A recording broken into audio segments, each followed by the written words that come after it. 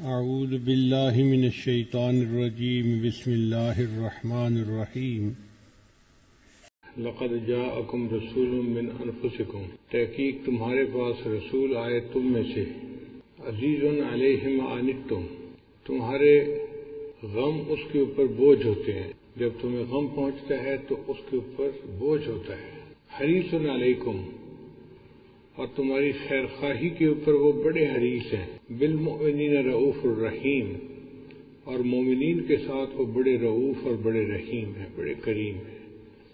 اس آیت مبارکہ میں نبی علیہ السلام کی شان بیان کی گئی ہے کہ آپ صلی اللہ علیہ وسلم کے دل میں انسانیت کا غم کتنا تھا، آپ کتنے نرم دل تھے، کتنے خدا ترس تھے، اور کتنا اس بات کی فکر کرتے تھے کہ دوسرے کو بھلا ملے، اور یہی تعلیم آپ نے صحابہ کو بھی دی۔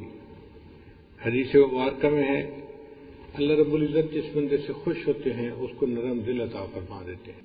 بعض لوگ ہوتے ہیں نرم دل، وہ کسی کی تکلیف برداشت نہیں کر سکتے، اس کو دیکھ نہیں سکتے، اور کچھ لوگ سنگ دل ہوتے ہیں۔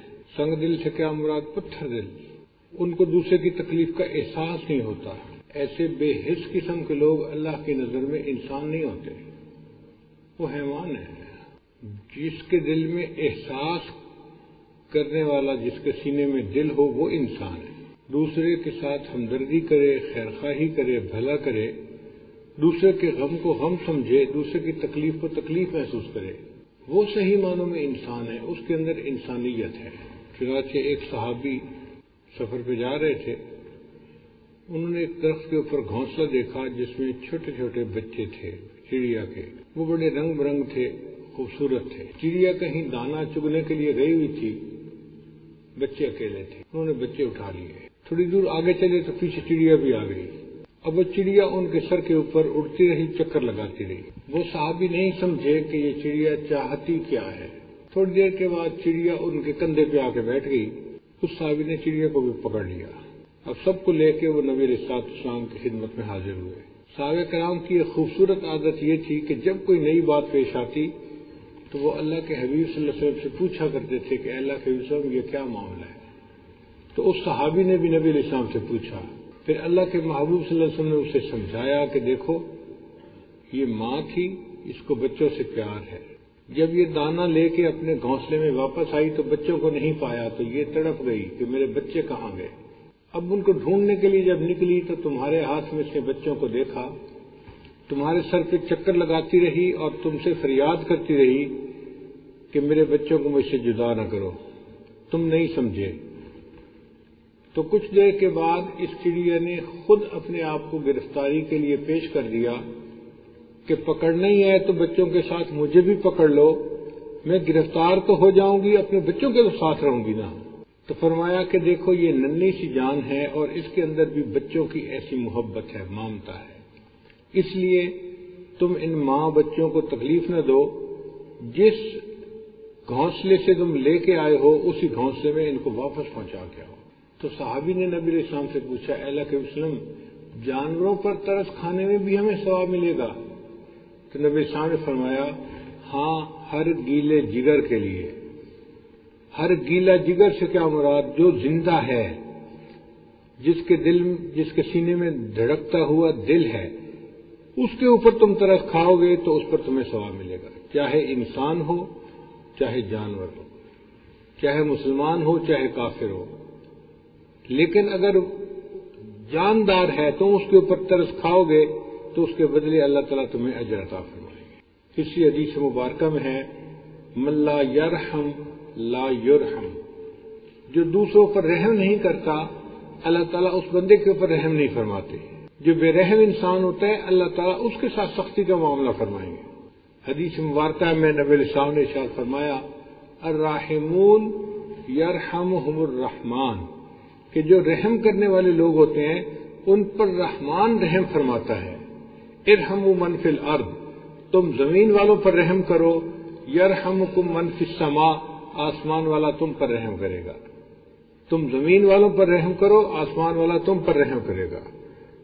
اور ایک حدیث پاک میں نبی علیہ السلام نے فرمایا لا تنزع الرحمت الا من شقی، کہ رحمت جدا نہیں ہوتی مگر اس شخص سے جو بدبخت ہوتا ہے. جو بدبخت انسان ہوتا ہے اس کے دل سے رحمت نکل جاتی ہے، ورنہ بندے کے دل سے رحمت نہیں نکلتی. جو اچھا انسان ہو، نیک بخت ہو، اس کے دل میں ضرور رحمت ہوتی ہے، وہ دوسروں کے ساتھ خیر کا معاملہ کرتا ہے.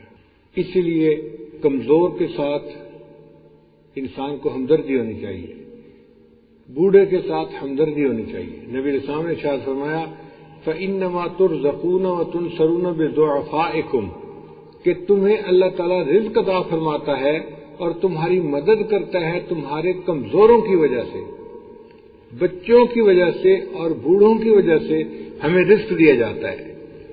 اگر جوانوں کی پرکھ کا معاملہ ہوتا تو ہمارے کام ایسے ہیں کہ اللہ تعالیٰ ہمیں پینے کو ایک گھونٹ پانی نہ دیتے. جو کچھ مل رہا ہے یہ کمزوروں کی وجہ سے، عورتوں کی وجہ سے، بچوں کی وجہ سے، یا بوڑھوں کی وجہ سے، یا بیماروں کی وجہ سے مل رہا ہوتا. اس لیے بندے کو چاہیے کہ گھر کے چھوٹوں کے اوپر رحم کرے، عورتوں کے ساتھ نرمی کا معاملہ کرے، بچوں پر رحم کرے، ان کے ساتھ شفقت کرے، محبت دے ان کو. بعض ماں باپ دیکھے ہیں کہ بچوں کے ساتھ بہت زیادہ سختی کرتے ہیں، یہ اچھی چیز نہیں ہوتی. محبت پیار سے بچوں کو جیسے ڈھال لیا جائے وہ بچے ڈھل جاتے ہیں. سختی سے بچے الٹا بگڑ جاتے ہیں، نافرمان بن جاتے ہیں، ماں باپ کے کنٹرول سے بھی نکل جاتے ہیں اور دین سے بھی دور ہو جاتے ہیں. تو سختی برائے سختی اچھی چیز نہیں ہوتی، نرمی زیادہ بہتر ہے.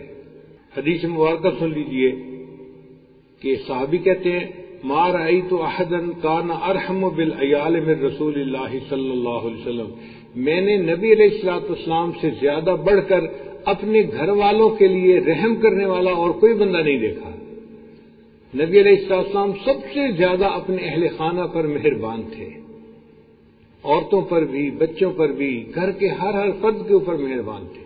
شریعت نے سختی کی اجازت دی ہے، مگر اس وقت جب معاملہ حد سے بڑھنے لگے اس وقت سختی کی اجازت دی ہے. ورنہ عام حالات میں محبت پیار سے انسان اپنے گھر کے معاملات کو سلجھائے تو بات سلجھ جاتی ہے. نبی علیہ السلام دوسرے کا اتنا خیال رکھتے تھے کہ حدیث پاک میں ہے نبی علیہ السلام نماز پڑھا رہے تھے، عورتوں کے پیچھے کی جہاں مردوں کی صفیں ختم ہوتی تھیں اس سے پیچھے عورتوں کا حصہ تھا، باب النساء تھا وہاں پہ. تو وہاں سے کسی بچے کے رونے کی آواز آئی تو نبی علیہ السلام نے نماز کو مختصر کر دیا. اور پھر بعد میں نبی علیہ السلام نے فرمایا کہ میرا دل چاہتا تھا کہ میں نماز لمبی پڑھوں، مگر چونکہ ایک بچہ رو رہا تھا، اس بچے کے رونے پر اس کی ماں کا دل دکھ رہا ہوگا، اس لیے میں نے نماز کو مختصر کر دیا. تو رحمت للعالمین جو امام الانبیاء ہے، جو رب کریم کے محبوب ہیں، وہ نماز کو لمبا کرنا چاہتے ہیں مگر ایک بچے کے رونے کی وجہ سے نماز کو مختصر کر دیتے ہیں. تو ہمیں اپنے بچوں کے اوپر کیوں مہربانی نہیں کرنی چاہیے؟ ایک حدیث مبارکہ میں خواب و خسرہ، خسارہ پا لیا، نقصان اٹھا لیا اس بندے نے من لم یجعل اللہ تعالی فی قلبہ رحمۃ للبشر، جس کے دل سے اللہ نے بشر کے لیے رحمت کو نکال لیا ہو. یعنی دوسرے بندوں کے لیے جس کے دل سے رحمت کو نکال لیا وہ بندہ تو برباد ہو گیا، اس کو تو نقصان ہو گیا، اس نے اپنا بہت بڑا نقصان کر لیا کہ اس کے دل سے اللہ نے رحمت ہی کو نکال لیا. آج کل ہم اپنے معاشرے میں بعض جگہوں پر سختی دیکھتے ہیں جس کی اصلاح کی ضرورت ہے.